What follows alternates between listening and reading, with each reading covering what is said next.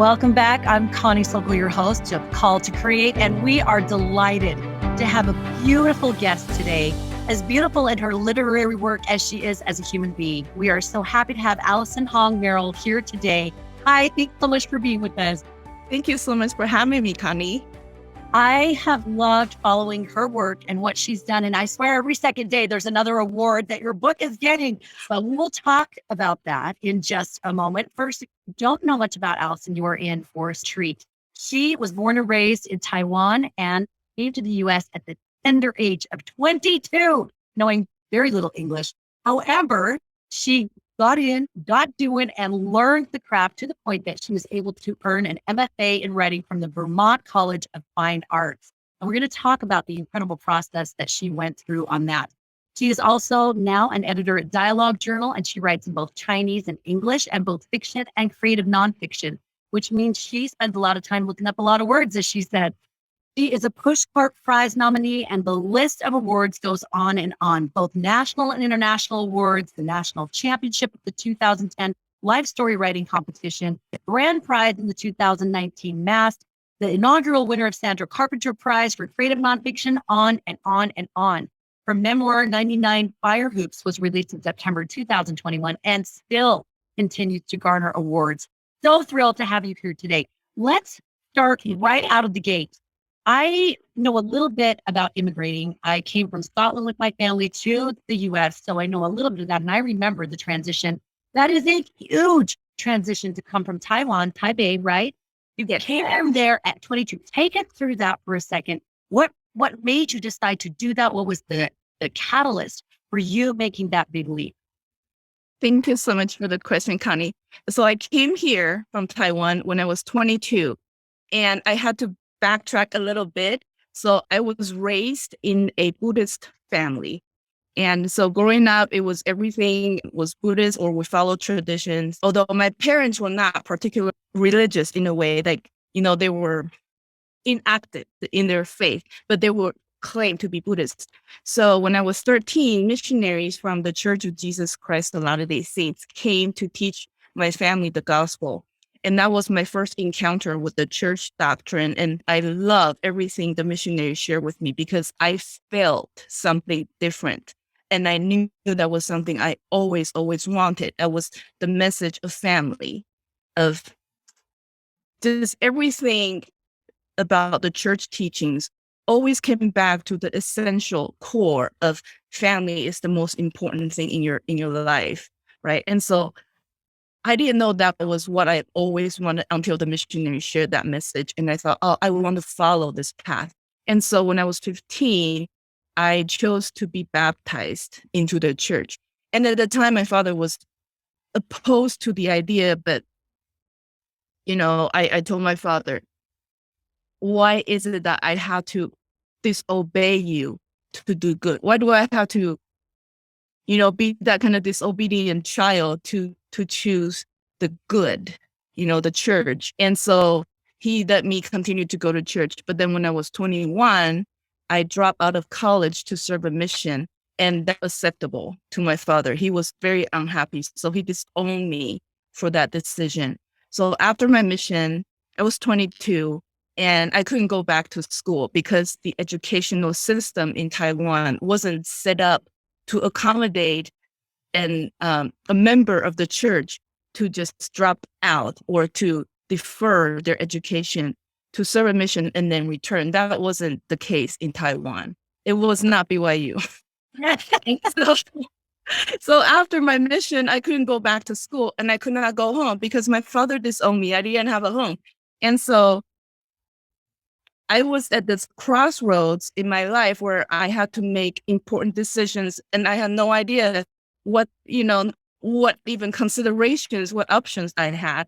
And at the time, there was a return missionary who I met when I was in college, and he wrote to me. This is in 1995, so before email was, popular or available to the public. So this missionary, he wrote to me, and he had, in a way, confessed his affection for me. And then he said, I'm going to come to Taiwan and visit you. So I thought, oh, okay. So he went to Taiwan and visited me. But when I went to pick him up at the airport, he put an engagement ring on my finger. That was it. There was no romantic moment of kneeling down and then it's like, would you marry? No, nothing I have seen in movies or TV, nothing like that. He just put a ring on my finger and he said, we're engaged. And I have to be thinking, what does engage mean? But then I was very happy and I thought, okay, I was 22 years old.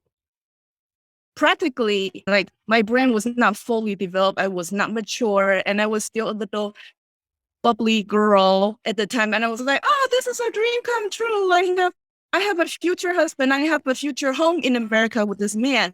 And so with that engagement ring, I came to America. Wow. That's how. That is a huge transition. And going from I'm in this culture, this environment, and I am this person, to not even any transition, just boom, it is all different. And in reading your book, your memoir, it seems like that is such a thread of your life. It's just no one's really guiding, no one's really explaining to you what's going on. You're just having to figure things out on your own. And yet, I would say you are such a deep thinker.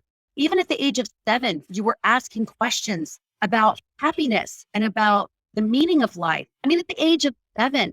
So this seems to me to be kind of a threat for you of, I plunked into this difficult situation, but I'm a thinker and I'm going to process what this means and what I need to do with it. Is that about right?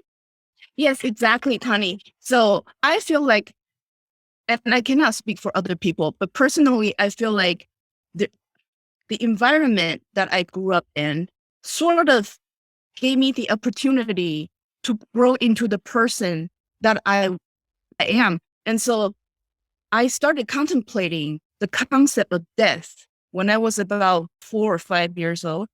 And it started because, like I said, my family were Buddhists, but they were not practicing. So when I was about 5 years old, my great grandmother passed away and she had a traditional funeral where everything was Buddhist. So I went to that funeral and there was a hole in the ground and then watched these men lower her casket into the ground.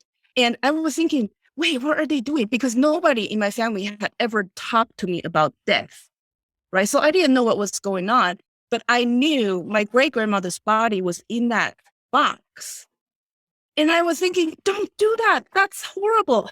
Because what if she woke up and she wanted to get out and you're putting her in that box and there was a lid to lock her in there. And then they put dirt on top to bury her. And I was thinking, now she's sleeping in the box underground with earthworms. And so that was a horrifying image that stayed with me as a child.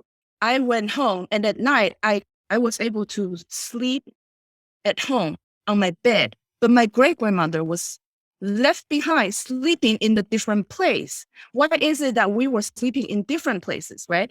And so the whole night I kept thinking about it and I kept worrying that it will happen to me.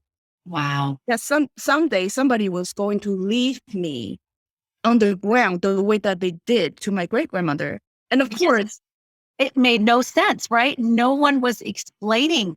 And, most kids would just kind of just skim or whatever, or they keep it in their heart, but they don't like process through all the thoughts. And that's right. what amazed me is how often you went through this sort of a deductive reasoning process. And I want to kind of link that to you finding the gospel and then the gospel being such a grounding force, because those sincere questions continued even when really difficult experiences in your childhood and a great lack of love or affection, or even just outright, negativity about who you are or who you were or your place in life. And you have risen above every single stage of that and been able to move forward by these deep thoughts and then connecting them to the gospel and getting those gospel answers. So how did the gospel help grow you up in this process of being in this new country with this new person? You get married and then you have another difficult, big tidal wave that hits you. How has that gospel kept you grounded? Because that's going to lead you to actually the best thing that comes to you, which is this whole writing experience. How does the gospel keep growing you up as you went along? Thank you so much for the question, Connie. So when you were asking the question, I was thinking of Nephi in the Book of Mormon, where he said he did not know what to do, but the Spirit was guiding him when the Lord told Nephi to go and get the plates from Laban, right? And he entered the city gate without knowing what to do. He was completely guided by the Spirit. In a way, I feel like that was my story too. The Spirit has been guiding me throughout my life to help me know what to do, because obviously I could not see the future.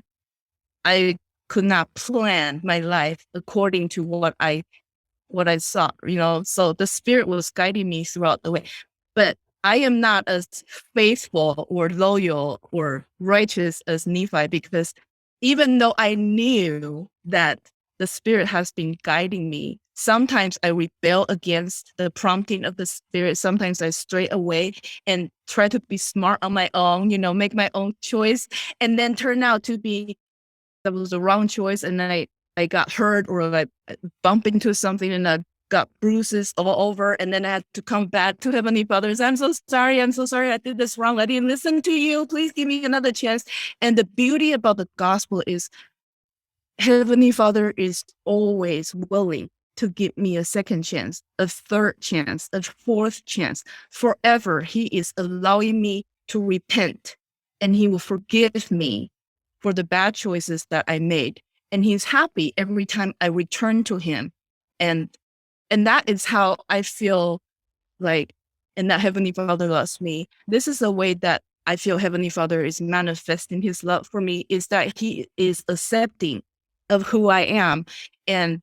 But he's not satisfied with me staying at where I am right now. And He wants to help me to get better and better. And so every time I return to Heavenly Father and asking Him to forgive me for the mistakes I made and please help me to be better, He is always there to say, yes, I will help you get better. Yeah, exactly. In fact, as we study Come Follow Me in the Old Testament, God of many, many, many chances, just over and over working with we mortals, right? That are just kind of bumbling, stumbling, finding our way and can't kind of get out of our own way. I love that. And I see that in your journey, that each time you have had that meekness to be able to come back and said, you know what? I need to do it differently. I'm willing to learn. Show me what I need to do. And I see that in your journey with your writing. So it's hard enough to be a writer anyway, but then to do it you're going from Chinese and then going to English. And English, we all know, is such an easy language to learn. Wink. But going from that, and then not only being able to learn it, but to be able to play in it. It's one thing to know how to play the piano, and it's another thing to play the piano. And that's how it is with writing. It's one thing to know English words, but it's another thing to write it as fiction, right? And nonfiction and in this memoir. So take us through that process, because at first you were struggling to be able to even speak English. So share with us how you were so diligent of being able to figure out that and be able to get some expertise behind you. Such a great question, Connie. Thank you so much. So if people haven't read 99 Fire Hoops, I would like to just give a little bit of the spoiler alert thing. So in the end of the book, of the story, there's a character named Drake. So Drake and I got married in 1998. And since then, our family has been living in various communities in Utah where I am always the only person of color or the only immigrant. And so Drake and we have 3 sons together, or 3 children. When they were little, they grew up with Caucasian children, right? And so my children will sometimes go over to their friend's house to play, and then they will come back and they tell me, Mom. I'm like, what? And they're like, my friends' moms are so awesome. And I thought, oh, really? Why are they so awesome? And they said, because they speak really, really good English. And so I'm like, oh, well, okay. And they're like, their English is not like yours. Okay. And then they would tell me the kind of lunch their friends ate at home, because they will have salad and they will have Jello for dessert, and they will have cinnamon rolls, but at home we eat this. We eat chicken feet, sometimes pig intestine, and we have curry rice, just all these exotic, authentic Chinese food. And so my kids notice, they pay attention, and they notice the differences between our household and their friend's household. And at a very young age, they had to make a choice for themselves. Nobody asked them to, but they made a choice for themselves that they wanted to be different or not. And they chose not to be different. They wanted to be like their friends because their friends are cool. And their friends' moms all ran marathons, right? They all went to the gym and they all do CrossFit and they all scrapbook. And so they're all really cool, but I'm not that kind of mom. And so I could feel at that moment that my children are slowly slipping away from their Chinese roots. And I feel like if my children cannot appreciate the beauty of their Chinese roots, which are 50% of them, and if they cannot fully embrace that part of themselves, they can never fully love themselves. You cannot love yourself if you don't love half of you. Yeah. And so I feel like as a mother, I had this self-imposed responsibility and obligation to help my children learn about their Chinese roots. And so I decided to write about my past, about my childhood and my culture. And I had this hope and this dream that someday my children will grow up and they will read my book. It's my humble offering to them. So it started out as a legacy project to help my children learn about themselves, to learn about their culture through learning about me. Why is it that I speak with an accent? Why is it that I think a different way than their friend's mother? Why is it that I celebrate different holidays? And why is it that we eat weird food at home? It all has a reason. It's not bad. It's just different. And I hope that my children will not think it's different. So I study and I try very hard to write this book in English because they don't read Chinese. And so I had to learn how to write because the craft of writing is hard. A lot of writers will testify of the truth. Writing is hard. And then to write in English as a foreign language, which means I will have to invest extra time. And you recorded your classes, like even your physical fitness classes, so that you could listen to them over and over? Yeah. I wanted to be able to write in the way or the best I can to not make it read like, oh my gosh, the writing is so bad. I cannot even read past page 2, because my hope is that my children will someday read the entire book. I don't want them to stop at page 2 or 3, it's like, oh, my mom's writing is horrible. Like their friends' moms are still better. Or awesome. My mom is not. But I mean, it's not a competition. I'm not in competition with my children's friends' mothers. I am just hoping that this legacy project will turn out to be a great gift for my children that they will appreciate and they will learn to love themselves completely. And all the facets and the aspects of their personhood, right? And all the background that beautifully is part of their history. And this is so spot on, roots tech and all those things. And right now, family history and really trying to strengthen families. And what a blessing and what a gift to be able to do that through you sharing your story. And the power of memoir is so strong, especially as we get older. I know that I feel that way with my mother. I'm like, share stories with me. Stuff that, she probably wanted to share with me 20, 30 years ago. And I was like, yeah, whatever. We keep hearing the same ones. But when you get older, you appreciate that. And to have something written, to have the dates and the places and the feel and the learning, that is such a gift that you have given them. So how has it changed you as you wrote this story really initially for them? How has it changed you in the process? So I had to use this example. I came to America in 1995 And I attended this very first funeral here in America. Of course, it's not a Chinese funeral, it's different. And I went to this funeral, and it was a funeral in the church. So the Church of Jesus Christ of Latter-day Saints. So I went to the church building and I witnessed the entire procedure, and I was shocked at the differences of a LDS funeral and the Chinese funeral that I was familiar with. And one of the differences was that in a church funeral, people would go up and share memory about the dead. And a lot of times this turned to be a session of jokes because people will crack jokes. Like, for example, okay, Larry was so funny when he was a kid. When he was a teenager, he would go and toilet paper for his neighbor's house. Later on, he became a scout leader, and he would go on work camp out, and he would snore so badly that he kept all the war members awake, you know? And so I thought, oh, that is so interesting, because a Chinese funeral, you don't hear that.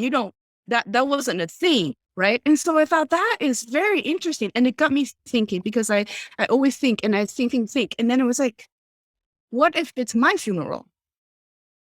What if it's my funeral? Do I really want people to go and tell all the silly things I had done in my past? Or do I really want them to know, if I can only have one thing I want everyone to know about me after I die, it would not be I snore or I toilet paper my neighbor's house. I don't want people to know that, even though if that's what they choose to remember me, that's fine. But there's one thing I really, really, really want people to know about me after I die, is that I love God. That I have a testimony of the Lord Jesus Christ and his atonement. And then I want everyone to know my deep love and appreciation and gratitude for my Savior. That is what I want people to know, that I choose to believe. Nobody's forcing me to believe, but that's my choice. And that's really, really the legacy I want to leave behind. And writing a memoir is also part of the process, part of the project that I want to leave behind, is that my memoir, my hope is that my written words will outlive me. And that after I die, my future generations, my descendants, who I don't have the privilege of meeting in this mortal life, that they will still know who I am. They will know my name. It's right here. And they will know about my childhood memories. It's right here, and they will know about my love for my Lord. And that's what I want to leave behind, because I cannot speak at my own funeral. And I can't tell people, everyone, this is what I want you to remember me. That's my humble offering to my descendants. That's the beauty of what we do as writers, right? Yes. That is the beauty. Okay. I want to lead into this, perfectly segues. You have such a strong testimony, and it is bone deep. It's in everything you say and the posts that you post.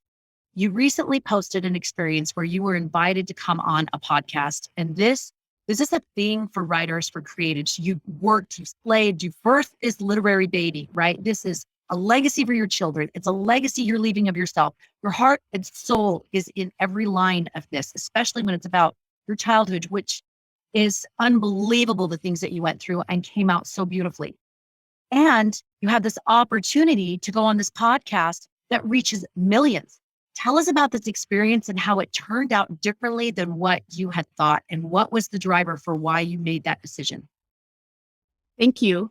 So there was this very famous podcaster, an influencer. She has a huge following, over 2 million followers. And she sent me an Instagram message telling me that she is interested in inviting me to be on her podcast. And I thought, oh my gosh, this woman, how is it possible? It's like Connie invited me, right? I'm like, oh my gosh. And so immediately, without even thinking, I replied to her message. I'm like, of course I would love to be your your podcast guest, because I was thinking, oh, that would be a great opportunity to talk about everything, Okay. And so I'm like, this is like once in a lifetime opportunity. Oh, and I'm like, oh, I'm so lucky.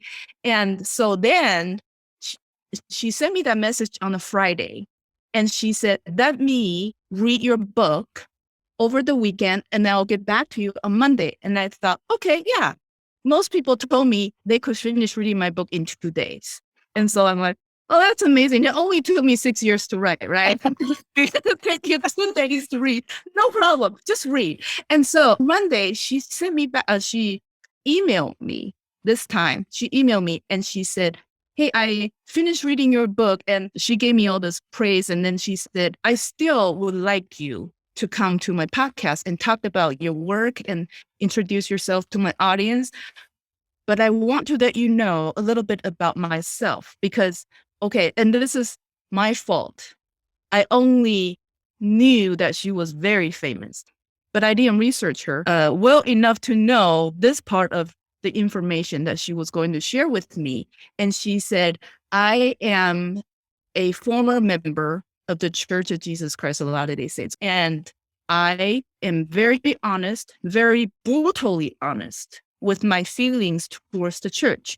And all of my followers know because I talked about my feelings for the church all the time on my podcast. So they all know. And so I was thinking, oh, this is not going well. This is not where I wanted to go, And then she said, my feelings for the church are not good or not positive. But I do think that you should agree with me that I have a voice too. You have a voice, I have a voice, and our voices are not the same.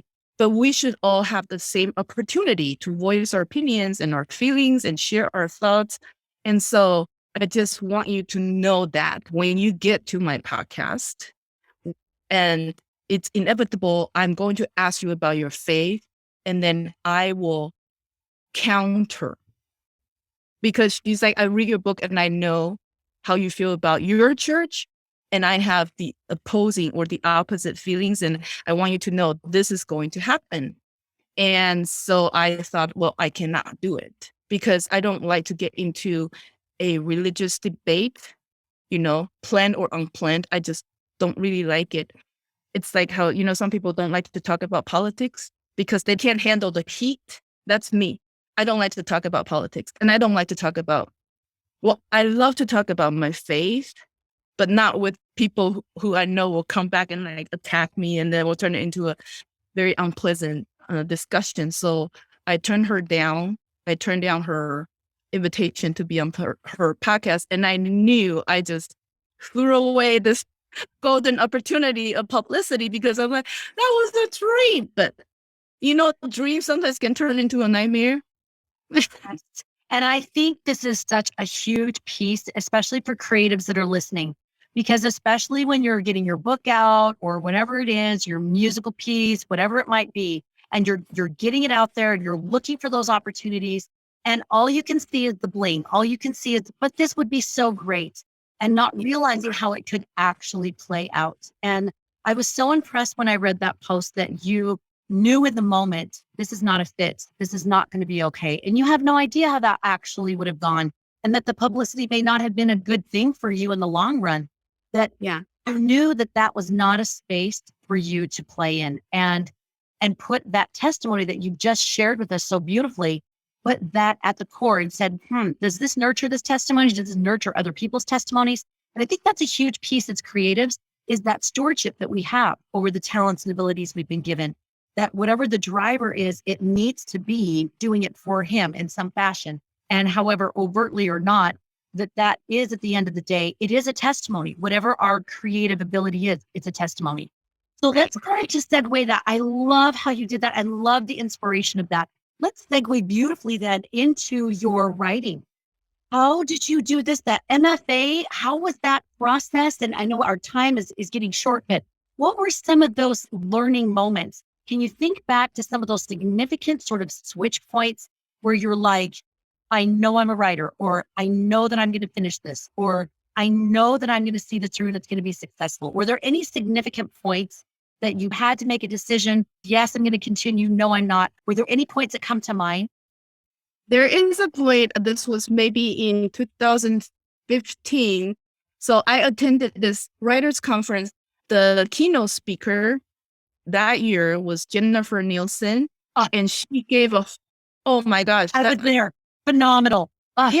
Yes. Her message was just what I needed to hear at the time, because that was a horrible year for me in my writing career, because I started writing this legacy project for my children. I started in 2006, and then I was not going anywhere. And so I wanted to quit. So going to that conference, that was the year where I was thinking to myself, if I went to a pitch session with an agent, if I did not get a yes, I was going to quit writing, because I just could not continue to go in circle. I could not see the light at the end of the tunnel. And also I had this mother's guilt of spending so much time investing in my own creativity. And I had that guilt of, I'm not giving them my 100%. I'm not present. I'm a bad mother. I had that guilt. I have got to quit writing, because my first and foremost calling is a mother. That was what I was thinking, right? So I went to a pitch session with an agent, and I did not get a yes. In fact, that turned into a dumpster fire. The agent was like, oh my gosh, you have so much work to do. Your writing is horrible, and you don't know how to write a query letter. And and so I'm like, oh, okay. That was a yes to my doubt at the time. Like, should I keep writing? Should I quit? I got a clear answer. I need to quit, right? So I thought, well, I'm just going to go to lunch. And then after lunch, I'm going to leave, and I will never come back. I'll never come back to writing. I'll never come back to the conference. Never, ever, anything. And so I went to lunch, and that was when Jennifer Nielsen gave her talk. She talked about the summit, right? That we as writers, we as creatives, we all want to summit. Our pursuit of creation is that hopefully we will someday make it. We will someday break through, and that is the summit.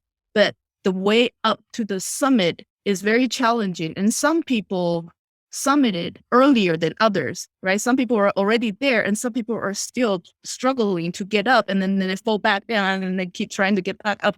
And so that message really hit me, because I was that hiker trying to summit, but I would take 10 steps, and then I will fall 50 steps, And I was like, well, nobody's here to help me. But I was wrong, because everybody at the lunch table, and everybody in the entire conference, and everybody outside of the conference, they were all there with me.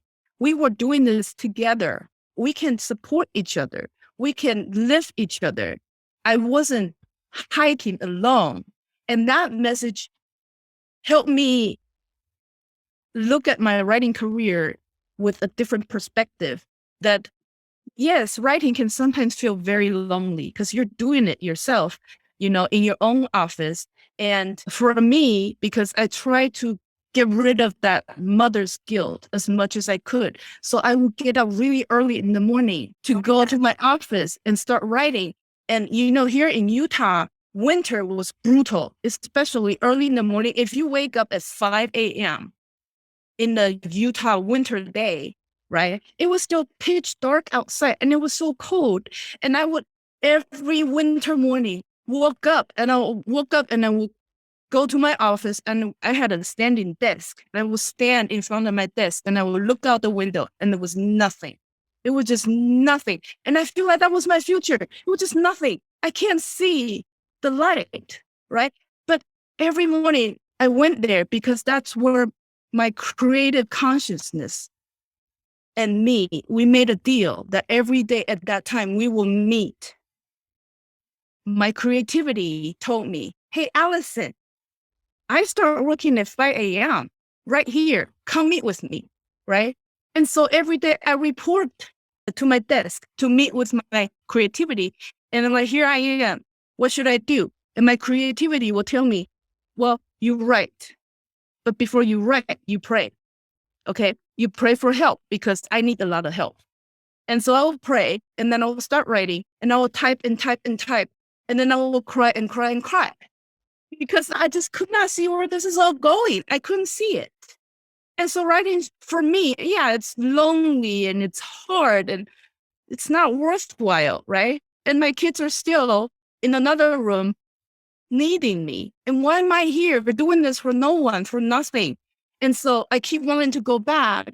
But then I have this urge to create that it's eating me alive from the inside out. If I stop writing, I know I could give up. It's very easy to give up, but it's very hard to give up. If I give up, I will never be happy. And that's, oh my goodness, that feeling. I love what you are describing. That's why this podcast is called what it is, called to create, because you feel the calling and it's a love-hate relationship because you know you won't be satisfied or happy unless you fulfill what he needs you to do. But then it's the doing that is so hard. And these are going to be my new favorites. Hey, creative self, I'm here at 5. Come on. And then I type and type and type. And then I cry and cry and cry. Oh my gosh, that needs to go on a pillow. That's so true. And I love that you took that switch point and said, I'm in, no matter what that is. And those that are listening can so relate to this, that we hit these switch points and it's hard and it's blood, sweat, and tears, and you're crying and typing. And it's rinse and repeat. But you know in your soul that there's a purpose to what you're doing and that someone is going to benefit by it. And in wrapping up here, I love that you can see now from those hard, excruciating beginnings of your childhood to your college years, to the young married years, and then all that happened there. All these pieces have all made sense that they have now led you to this beautiful place that the awards are coming in, the recognition is coming in, but you know at the core of that, it means that people are being touched and that your words are now more than just a legacy for your own family, but they are now a legacy for other people and that they can build on that as well. It's absolutely beautiful. Last question. What are you feeling called to create right now, moving forward? Right now, I still feel called to continue to write. I have several other writing projects that I'm working on right now. And this is something I have learned from writing my memoir, 99 Fire Hoops, is that I would have to invest thousands of hours writing one book, thousands and thousands of hours, which means years and years and years of my life writing this one book. And I can never get those thousands of hours back. I can't. They're gone. But when the book becomes a reality, when my creation brings fruit, this creation will live forever. My written words will live forever. And so I would have, in a way, immortality, right? Because my words live on. My story lives on. My message will continue long after I'm dead. My voice continues. And my hope is that now, even though my book started out as a legacy project, it might become some sort of strength and inspiration and empowerment to those who seek that kind of things in their lives. And I think that's the beauty of all creations, everyone, artists, painters, writers, dancers, people who sew, and people who cook, anyone, we all have a desire to create because we're children of God and God is a creator, right? And so we all have that inherent ability and gift to create. And being a mother, we're creating lives. We're creating shelter for our children. We're creating love for our children. We're creating everything to help our children thrive and strive. And so we are creators in very many different ways. And our creation will never die. They will live on. And so that is ultimately what I keep coming back is, I want to quit, but I can't quit. Quitting is easy, but quitting is hard because we've been called, right? We all have been called. I love that is exactly it. We all have been called to create. We are creators. I love it. Allison, this is so beautiful. Seeing this gorgeous journey, helping people out there, especially creatives, and especially those that write, and especially those that write memoir, which sometimes feels like it doesn't get the light that the other ones do. to see the power of it personally and in your family and then also professionally is just beautiful. People listening are going to want to reach out to you. What's the best way for them to connect with you? I think the best way is to visit my website. It's just my name, AllisonHongMerrill.com. And so from there, you can sign up for my monthly email. It's really short because I have ADD, right? I can write long things. And so my monthly email is really short. I only send you one email every month. And then I will translate your name into Chinese characters. It's my gift to everyone who subscribed to my monthly email. I love it. That is so beautiful. Thank you so much for being with us today. Thank you. Which is probably not very good accent, but You've heard it. Okay, that's all I can give you.